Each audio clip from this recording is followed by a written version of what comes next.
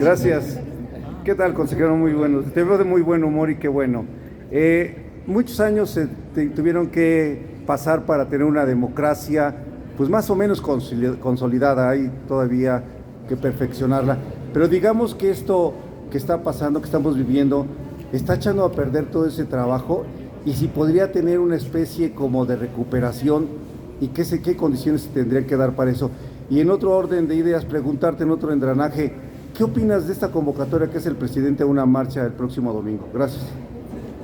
Bueno, gracias. Lo primero es decir que nuestra democracia, nuestro proceso de democratización, lamentablemente en México, no estuvo acompañado de cumplir las expectativas y la vieja promesa todavía hoy presente de justicia social, que dura más de 100 años y que heredamos de la Revolución Mexicana.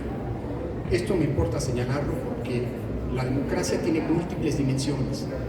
Hay una dimensión básica, no lo digo yo, lo decía Ortega y Gasset, la democracia depende de un mísero expediente técnico que es el procedimiento electoral, pero no se agota necesariamente el procedimiento electoral. Lo que sí queda claro es que sin elecciones libres, equitativas, ciertas y transparentes no hay democracia.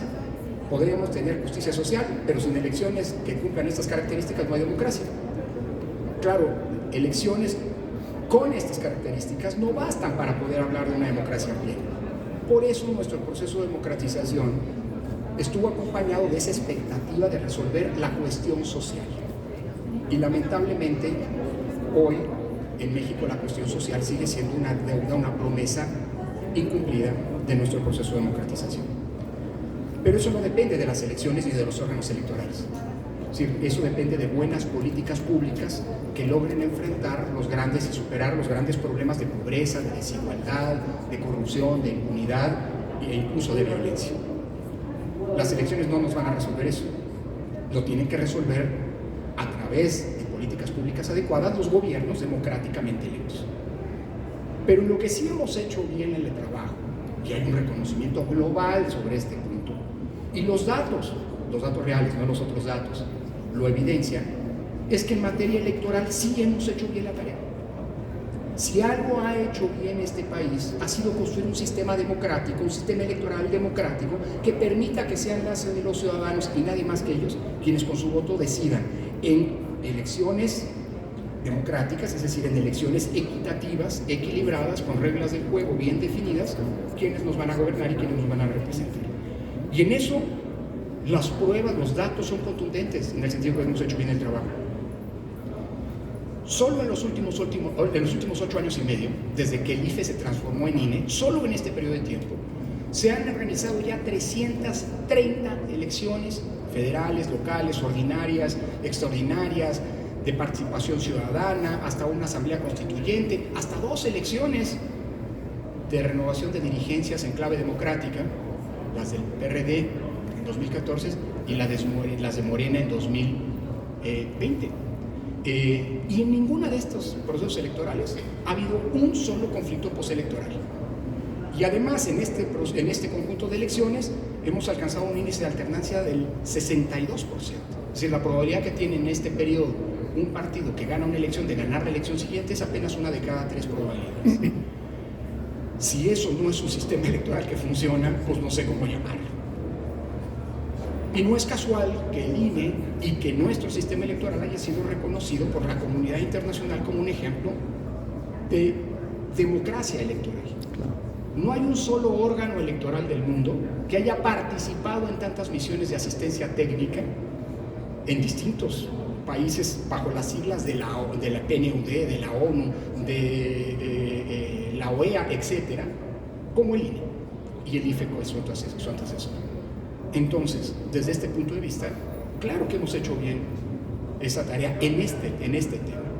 Pasamos de una época en la que el principal problema, finales de los años 80, el principal problema que tenía el país era cómo se hacían las elecciones, a una época, 30 años después, en la que las elecciones ya no son un problema. Pero se pueden volver. Se pueden volver si minamos las bases, los pilares fundamentales sobre los que hemos construido nuestra democracia electoral. Y en una especie de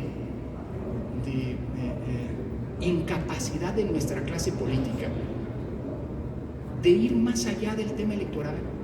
Nuestros problemas, lo digo así con toda claridad, nuestros problemas no están en el ámbito electoral, nuestros problemas están en cómo vamos a resolver la pobreza que sigue creciendo, en cómo vamos a resolver la desigualdad que sigue siendo absolutamente agraviante y ominosa, en cómo vamos a resolver la corrupción, que la ciudadanía sigue opinando es uno de los principales problemas públicos que enfrenta el país, la impunidad. Hombre, ¿cuántas personas han sido condenadas por corrupción en los últimos tiempos? Eso nos habla de que la impunidad sigue siendo lamentablemente parte de nuestras problemáticas y la violencia que está desbordada. Es decir, esos son los verdaderos problemas. Y yo lo que diría simple y sencillamente es: mejoremos lo que tenemos en materia electoral, que sin duda es mejorable, pero no dinamitemos los pilares sobre los que hemos construido eso que hoy es un patrimonio público.